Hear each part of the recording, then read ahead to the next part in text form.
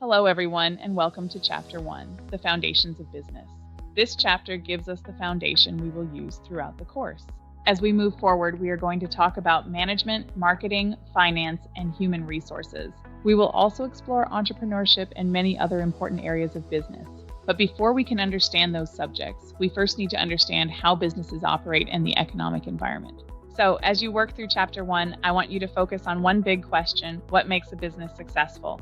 Let's begin with Apple. Why is Apple successful? Apple started in 1976 when Steve Jobs and Steve Wozniak invested about $1,300 and began building computers in Jobs' garage. Think about that for a moment. A company that began in a garage eventually became one of the most influential companies in the world.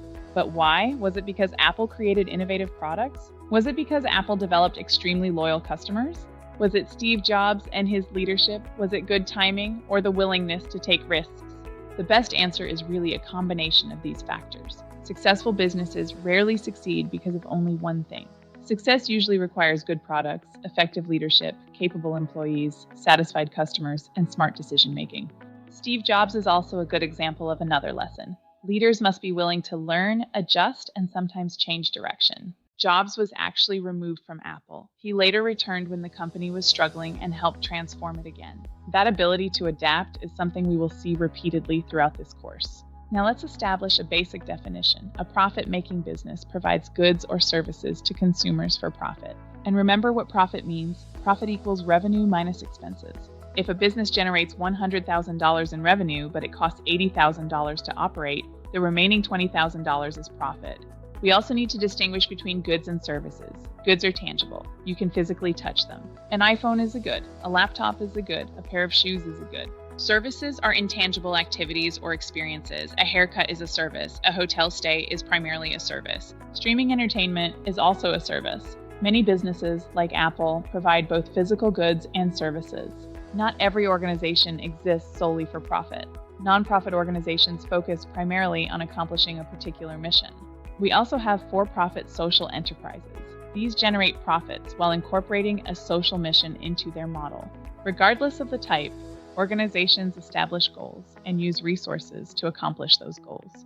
Who participates in business? There are three groups I want you to remember: owners, employees, and customers. Owners invest resources into the business and accept the risks associated with ownership. Employees perform the work necessary to help the organization accomplish its goals. And customers purchase the goods or services. Customers are particularly important because without them, a company cannot survive. You can have an incredible product and talented employees, but if nobody wants to buy, you don't have a sustainable business. Next, you need to understand the major functional areas of business. Think of these as different parts of an organization working together. Let's start with management. Managers help the organization accomplish its goals through other people and organizational resources. Managers determine where the organization is going, organize the necessary resources, and evaluate whether goals are being met. Next is operations. Operations focuses on converting resources into goods or services. Consider the restaurant example. Ingredients, employees, and equipment enter the operation. Meals and customer experiences come out. Efficiency and quality are key. Next is marketing. Marketing is much more than advertising. It involves identifying customer needs and developing offerings that provide value.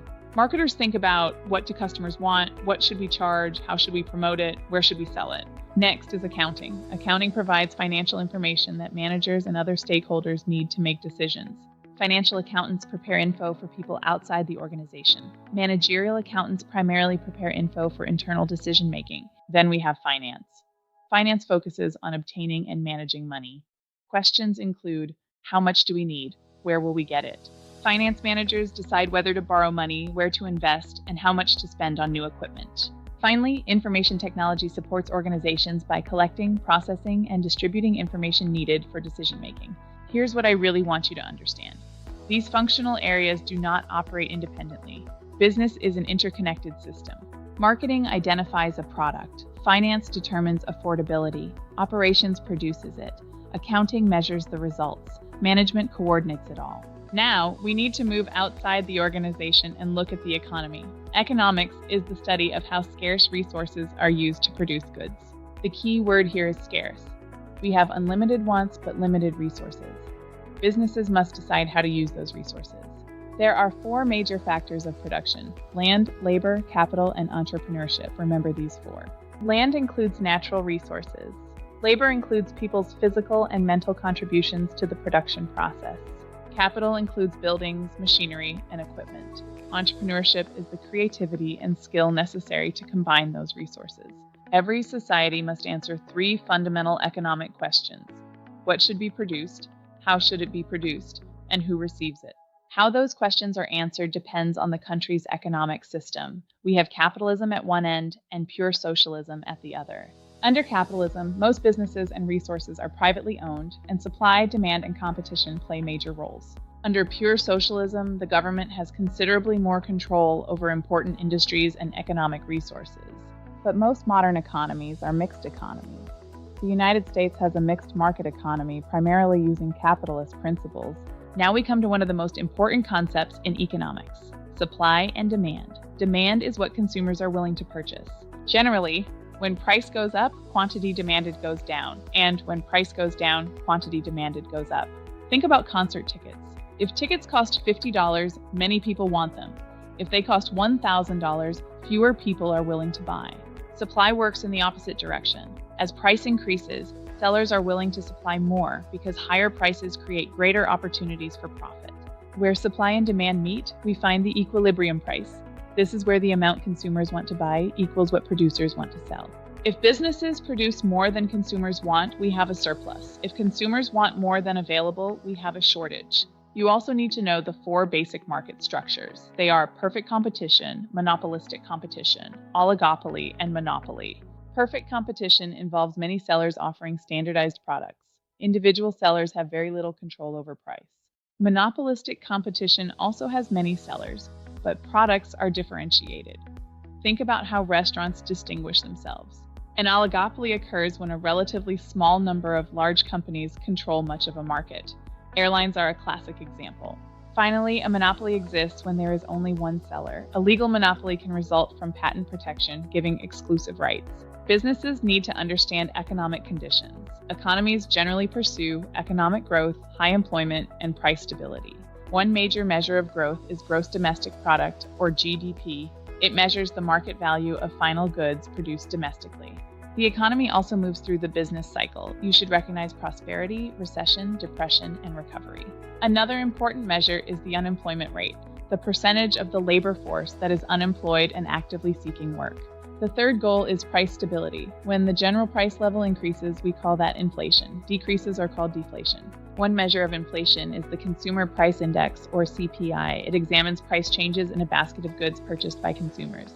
Businesses examine indicators. A leading indicator attempts to predict future activity. A lagging indicator reflects changes that already occurred. Finally, you need to understand how the government influences economic conditions. Monetary policy and fiscal policy, don't confuse them. Monetary policy is associated with the Federal Reserve. The Fed can influence the money supply and interest rates to manage the economy. To fight inflation, the Fed uses contractionary policy. During a recession, it uses expansionary policy to encourage spending. Fiscal policy involves government spending and taxation. During a recession, the government may increase spending or reduce taxes. A budget deficit occurs when spending exceeds revenue in a period. A surplus occurs when revenue exceeds spending. The national debt is different. It represents the accumulated amount of money owed by the federal government over time. As we wrap up, I want you to see the connection. Management, marketing, accounting, and finance all work together inside the business. Outside, businesses are influenced by competition, consumers, technology, government policy, and economic conditions like inflation. Think about it. A change in interest rates affects borrowing. Borrowing affects demand. Demand affects production and employment. Make sure you can explain these concepts: profit, factors of production, supply and demand, GDP, and the difference between monetary and fiscal policy. That concludes our Chapter 1 mini lecture. Focus on these relationships as you study. I'll see you in the next chapter.